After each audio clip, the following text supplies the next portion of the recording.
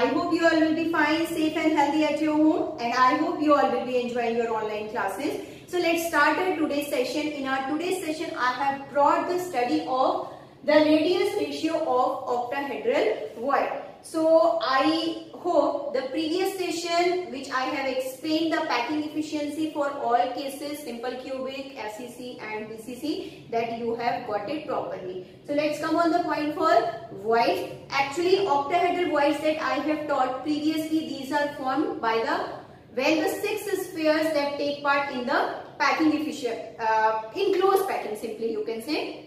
So the space which is to be left, that is to be known as octahedral void. So here the contribution of 6 spheres, it is to be considered. Okay, so let us start the radius ratio of octahedral void. So we have to consider like 1 sphere, 2 sphere, 3 and 4 sphere. The 5th one that you have to use and the 6th one just below it. So now that you have to consider that suppose you have to join their center lines in this way. Okay, so let us consider this is A, B and this is of C, and this is the area of void that you have to consider. So that radius, it is to be considered as a small r, and these are of the big spheres, so their radius are to be considered as capital R. Is it clear? And that we have to consider in the formation of cube that all edge length will be equal. So that you can write there that is equal to A and this is also equal to A. So what we have to do? Then we have to prove there the radius ratio for void and the sphere. Radius ratio, how it is to be find out? The radius of the void created by the close packing of 6 spheres and the radius of the sphere. Okay, so here we have to do that. How much will come, that I am just going to explain. So again we have to apply the Pythagoras theorem, that everybody knows that. So let us consider in the triangle A, B and C. So what we have to do in triangle A, B and C. So AC, this is of the diagonal, so that we have to write AC square, that is equal to AB square plus BC square. So that all edge length will be equal, AB is equals to A and BC is also equal to A. So that we have to write there A square plus A square, and that AC square will be written in the same manner. Now if you will see that suppose we are considering AC is equal to that, you can consider with the another alphabet also, but here we have to do AC square, that is equal to 2A square, that you can consider. Now if you will see on the another side AC measurement, if you will consider, suppose you are considering this is consider that is of small b. So you can write there this is of b square is equals to 2a square, or you can write b is equals to under root 2a. Okay, but here we don't have to use this term.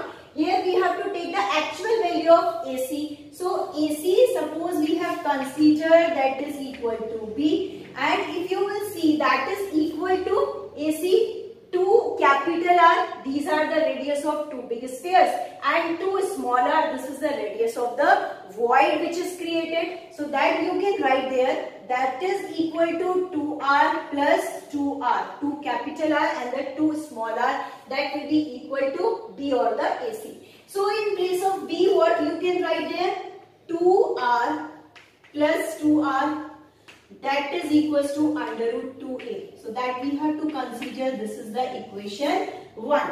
Okay. Now let's see here. Suppose we are considering the another edge length of the cube. So you will see there AB, that is equals to A. We have considered AB, either BC, that is equals to A. And if you will see that A is equal to, you will see that is equal to 2R.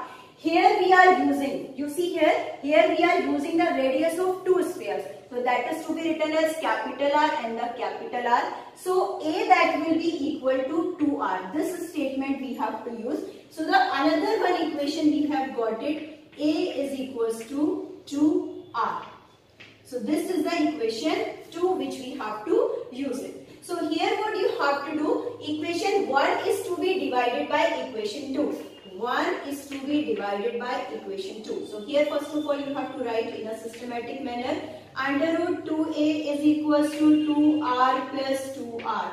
That is to be divided by, that here you have to write a is equals to 2r. So what is to be done here? Under root 2a, that is to be a to a will be cancelled. Now if you are taking 2 as a common, so what you will get there? 2 divided by 2. Here you will get it r plus r upon capital R.